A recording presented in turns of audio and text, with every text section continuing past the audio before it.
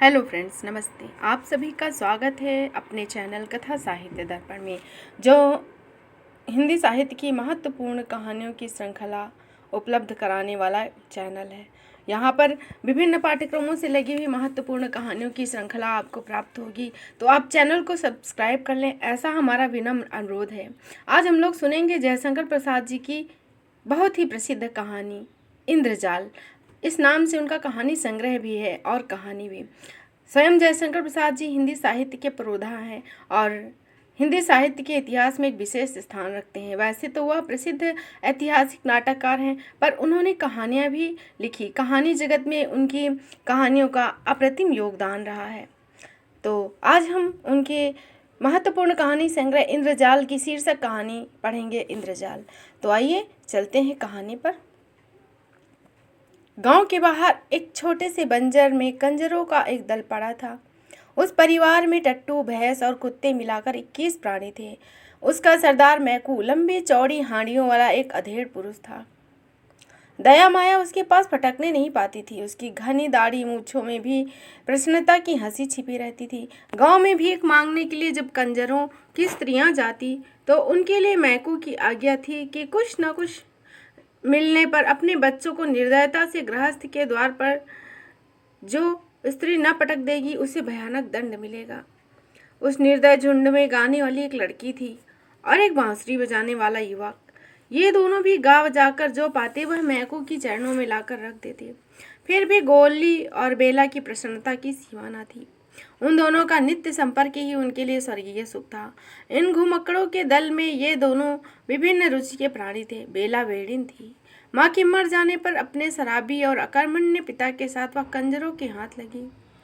अपनी माता के गाने बजाने का संस्कार उसकी नस नस में भरा था। वह बचपन से ही अपनी माता का अनुकरण करती हुई आलाप करती थी। शासन की कठोरता के कारण कंजरों का डाका और लड़कियों को चुराने का व्यापार बंद हो गया। फिर भी मैकू अवसर से नहीं चूकता। अपने दल की उन्नति में बराबर लगा रहता था। इसी तरह गोली के बाप के मर जाने पर जो एक चतुर नट था, मैकू ने उसकी खेल पिटारी के साथ गोली पर भी अधिकार जमा लिया। गोली मऊहर तो बजाता ही था। बेला के साथ होने पर उसने बांसुरी का अभ्यास भी किया। पहले तो उसकी नट विद्या में बेला भी मनोयोग से लगी, किंतु दोनों को भानुमति वाली पिटारी ढोकर 2-4 पैसे कमाना अच्छा न लगा। दोनों को मालूम हुआ कि दर्शक उसके खेल से अधिक उसका गाना पसंद करते हैं। दोनों का झुकाव उसकी ओर हुआ और पैसा भी मिलने लगा। इन नवागंतुक बाहरी कंजरों के दल में प्रतिष्ठा होने लगी। बेला सांवली थी, जैसे पावस की मेघमाला में छिपे हुए आलोक पिंड का प्रकाश निखरने की अदम्य चेष्टा कर रहा हो, वैसे ही उसका यौवन सुगठित शरीर के भीतर उद्वेलित हो रहा था। गोली के स्नेह की मदिरा से उसकी कजरारी आंखें लाल लाल रहती। वह चलती तो थिरकती हुई, बातें करती तो हंसती हुई, एक मिठास उसके चारों ओर बिखरी रहती। फिर भी गोली से अभी तक उसका ब्याह नहीं हुआ। गोली जब बांसुरी बजाने लगता तो बेला के साहित्यहीन गीत जैसे प्रेम के माधुर्य की व्याख्या करने लगते। गांव के लोग उसके गीतों के लिए कंजरों को शीघ्र हटाने का उद्योग नहीं करते। जहां अपने सदस्यों के कारण कंजरों का वह दिल घृणा और भय का पात्र था, वहीं गोली और बेला का संगीत आकर्षण के लिए पर्याप्त था। किंतु इसी में एक व्यक्ति था, अवांछनीय सहयोग का आवश्यक भी था। वह था भूरे। छोटी सी ढोल लेकर उसे भी बेला के साथ करना पड़ता था। भूरे सचमुच भूरा भेड़िया था। गोली अधरों से बांसुरी लगाए अर्ध निमीलित आंखों के अंतराल से बेला के मुख को देखता हुआ जब हृदय की फूंक से बांस के टुकड़े को अनुप्राणित कर देता था, तब विकट घृणा से तड़ित होकर भूरे की भयानक थाप ढोल पर पड़ जाती। क्षण भर के लिए जैसे दोनों चौंक उठते। उस दिन ठाकुर के गढ़ में बेला का दल गाने के लिए गया हुआ था। पुरस्कार में कपड़े और रुपए तो मिले ही थे, बेला को एक अंगूठी भी मिली। मैं क्यों उन सबको देखकर प्रसन्न हो रहा था। इतने में ही सिरकी के बाहर कुछ हल्ला सुनाई पड़ा। मैकू ने बाहर आकर देखा कि भूरे और गोली में लड़ाई हो रही है। मैकू ने कर्कश स्वर में दोनों को भयभीत किया। गोली ने कहा, मैं बैठा था। भूरे ने मुझे गालियां दी, फिर भी मैं ना बोला तो इस पर उसने मुझे पैर से ठोकर मार दी और यह समझता है कि मेरी बांसुरी के बिना बेला गा ही नहीं सकती। मुझसे कहने लगा, आज तुम ढोलक बेताल बजा रहे थे। भूरे का कंठ क्रोध से भराया हुआ था। मैकू हंस पड़ा। वह जानता था कि गोली युवक होने पर भी सुकुमार और अपने प्रेम की माधुरी में बेहवल, लचीला और निरीह था। अपने को प्रमाणित करने की चेष्टा उसमें थी ही नहीं। वह आज कुछ उग्र हो गया, इसका कारण केवल भूरे की प्रतिद्वंदिता। बेला भी वहां आ गई। उसने घृणा से भूरे की ओर देखकर कहा, तो क्या तू सचमुच बेताल नहीं बजा रहा था? मैं बेताल न बजाऊंगा तो दूसरा कौन बजाएगा? अब तो तुमको नए यार मिले हैं ना बेला, तुझको मालूम नहीं तेरा बाप मुझसे तेरा ब्याह ठीक करके गया है। इस बात पर मैंने उसे अपने नेपाली का दोगला टट्टू दे दिया था, जिस पर अब भी तू चढ़कर चलती है। भूरे का मुख क्रोध के झाग से भर गया। वह और भी कुछ बकता, किंतु महकू की डांट पड़ी। सब चुप हो गए। उस निर्जन प्रांत में जब अंधकार खुले आकाश के नीचे तारों का खेल खेल रहा था, तब बेला बैठी कुछ गुनगुना रही थी। कंजरों की झोपड़ियों के पास ही पलास का छोटा सा जंगल था। उसमें बेला के गीत गूंज रहे थे। जैसे कमल के पास मधुकर को जाने से कोई रोक नहीं सकता, उसी तरह गोली भी कब मारने वाला था। आज उसके निरीह हृदय में संघर्ष के कारण आत्मविश्वास का जन्म हो गया। अपने प्रेम के लिए, अपने वास्तविक अधिकार के लिए झगड़ने की शक्ति उत्पन्न हो गई। उसका छुरा कमर में था, हाथ में बांसुरी थी। बेला की गुनगुनाहट बंद होते ही बांसुरी में गोली उसी तान को दोहरा रहा था। दोनों वन विहंगम की तरह उस अंधेरे कानन में किलकारने लगे। आज प्रेम की आवेश ने आवरण हटा दिया। वो नाचने लगा। आज तारों की क्षीण ज्योति में हृदय से हृदय मिले, पूर्ण आवेग में। आज बेला के जीवन में यौवन का और गोली के हृदय में पौरुष का प्रथम उन्मेष था। किंतु भूरे भी वहां आने से नहीं रुका। उसके हाथ में भी भयानक छुरा था। आलिंगन में आबद्ध बेला ने चित्कार किया। गोली छटक कर दूर जा खड़ा हुआ, किंतु घाव ओछा लगा। बाघ की तरह झपट कर गोली ने दूसरा वार किया। भूरे संभल न सका। फिर तीसरा वार चलाना ही चाहता था कि मैकू ने गोली का हाथ पकड़ लिया। वह सिर नीचा किए खड़ा रहा। मैकू ने कड़क कर कहा, बेला, भूरे से तुझे ब्याह नहीं करना है। यह खेल अच्छा नहीं है। और भूरे से तुझे ब्याह करना ही होगा। उसी क्षण सारी बातें गोली के मस्तक में छाया चित्र सी नाच उठी। उसने छुरा धीरे से गिरा दिया। उसका हाथ छुरे से छूट गया। जब बेला और मैकू भूरे का हाथ पकड़कर चले, तब गोली कहाँ जा रहा था, इसका किसी को ध्यान नहीं रहा। कंजर परिवार में बेला भूरे की स्त्री माने जाने लगी। बेला ने भी सिर झुकाकर इसे स्वीकार कर लिया, परंतु उसे पलास के जंगल में संध्या के समय जाने से कोई नहीं रोक सकता था। जैसे सायंकाल में हल्का सा उन्माद हो जाता, मैकू या भूरे भी उसे वहां जाने से रोकने में असमर्थ थे। उसकी दृढ़ता भरी आंखों में घनघोर विषाद नाचने लगता। बरसात का आरंभ था। गांव की ओर से पुलिस के पास कोई विरोध की सूचना भी नहीं मिली। गांव वालों की छुरी, हंसिया और काट कबाड़ के कितने ही काम बनाकर वे लोग पैसे लेते थे, या कुछ अन्य चीजें भी मिल जाती थी। चिड़िया पकड़कर, पक्षियों का तेल बनाकर, जड़ी बूटी की दवा तथा उत्तेजक औषधियों और मदिरा का व्यापार करके खंजरों ने गांव गढ़ के लोगों में सद्भाव बना लिया। सबके ऊपर आकर्षक बांसुरी जब उसके साथ नहीं बजती, तब भी बेला के गले में एक ऐसी नई टीस उत्पन्न हो गई जिससे बांसुरी का स्वर सुनाई पड़ता। अंतर में भरे हुए निष्फल प्रेम से युवती का सौंदर्य निखर आया। उसके कटाक्ष, अलस गति, मदिर और वाणी झनकार से भर गई। ठाकुर साहब के गढ़ में उसका प्रायः गाना हुआ करता था। छीट का घाघरा और चोली, उस पर गोटे से ढकी हुई ओढ़नी सहज ही खिसकती रहती। कहना ना होगा कि आधा गांव उसके लिए पागल था। और बालक पास से, युवक ठीक ठिकाने से और बूढ़े अपनी मर्यादा से आदर्शवादिता की रक्षा करते हुए दूर से उसकी तान सुनने के लिए, एक झलक देखने के लिए घात लगाए रहते थे। गढ़ के चौक में उसका गाना जमता तो दूसरा काम करते हुए अनमनस्कता की आड़ में मनोयोग से और कनखियों से ठाकुर से देख लिया करते। मैकू घाघ था, उसने ताड़ लिया। उस दिन संगीत बंद होने पर, पुरस्कार मिल जाने पर, मैकू और भूरे के साथ बेला के गढ़ से बाहर जाने पर भी मैकू वहीं थोड़ी देर तक रुका रहा।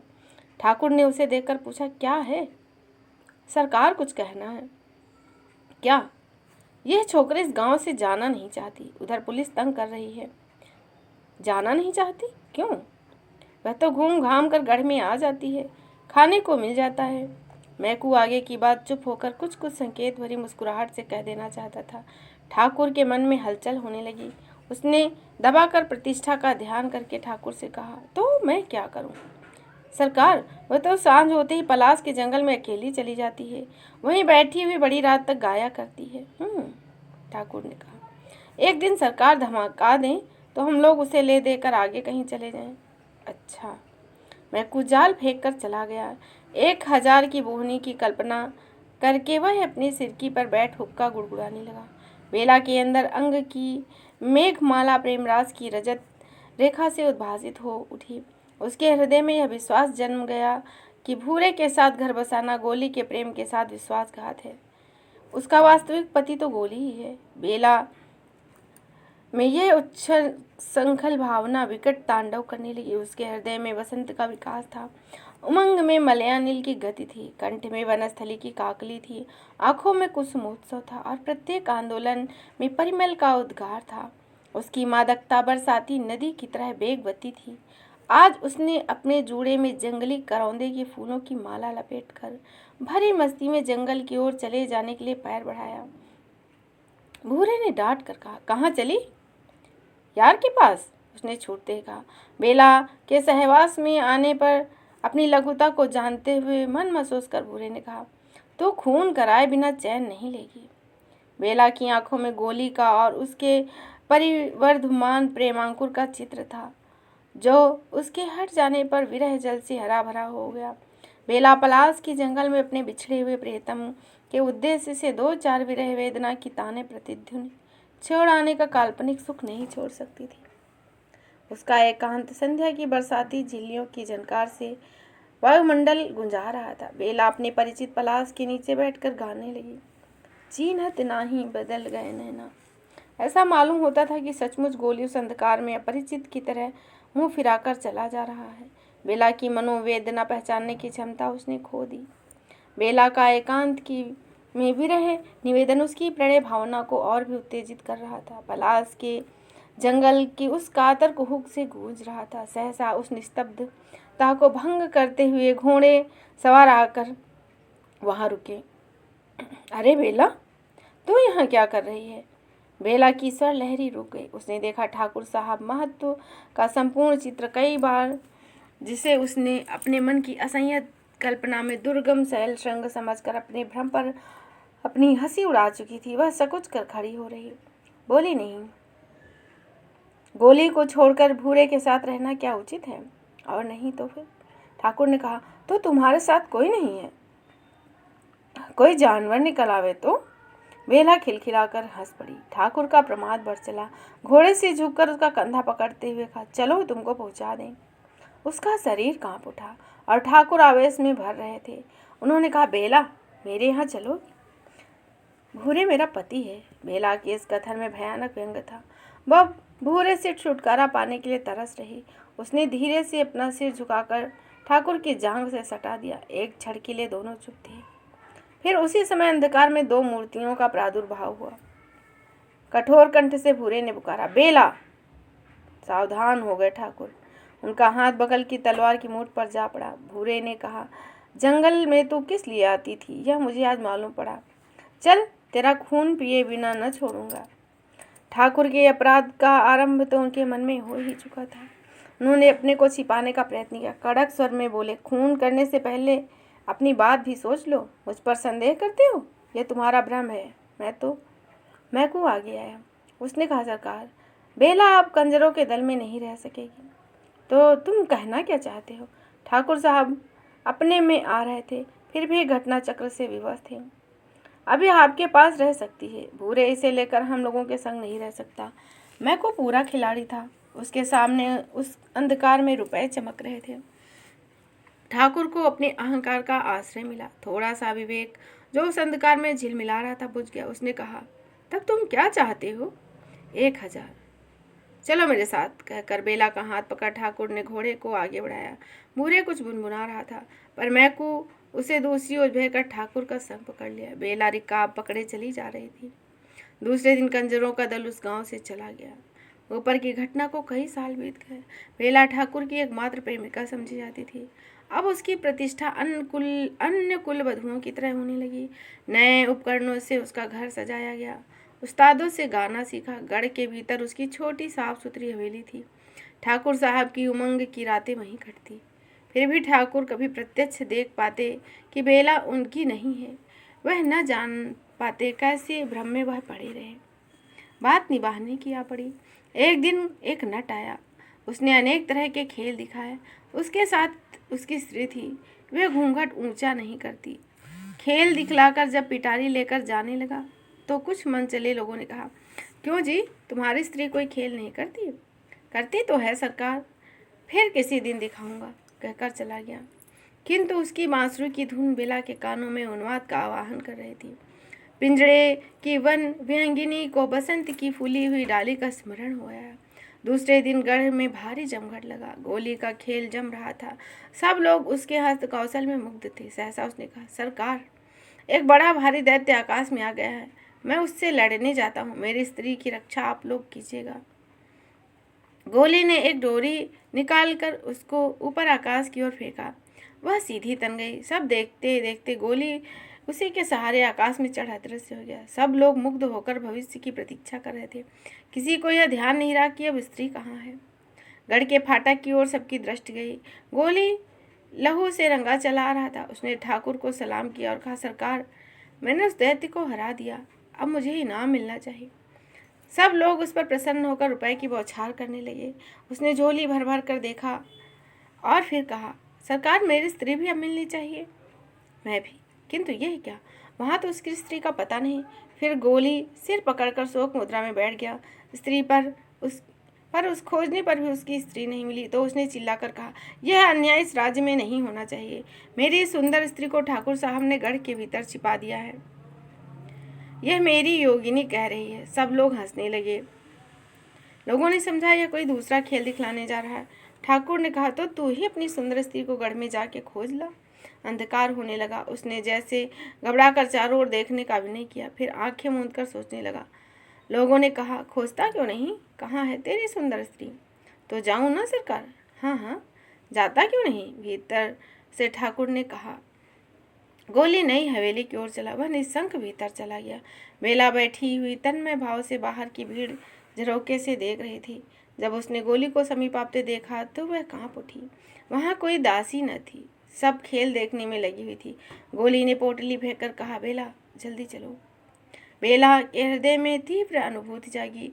एक क्षण में उस दीन भिखारी की तरह जो एक मुट्ठी भीख के बदले अपना समस्त संचित आशीर्वाद दे देना चाहता है, वह वरदान देने के लिए प्रस्तुत हो गई। मंत्रमुग्ध की तरह बेला ने उस ओढ़नी का घूंघट बना लिया। धीरे धीरे उसके पीछे भीड़ में आ गए। तालियां पिटी, हंसी का ठहाका लगा। वही घूंघट ना खुलने वाला घूंघट सायंकालीन समीर में हिल रहा था। ठाकुर साहब हंस रहे थे। गोली दोनों हाथों से सलाम कर रहा था। रात हो चली।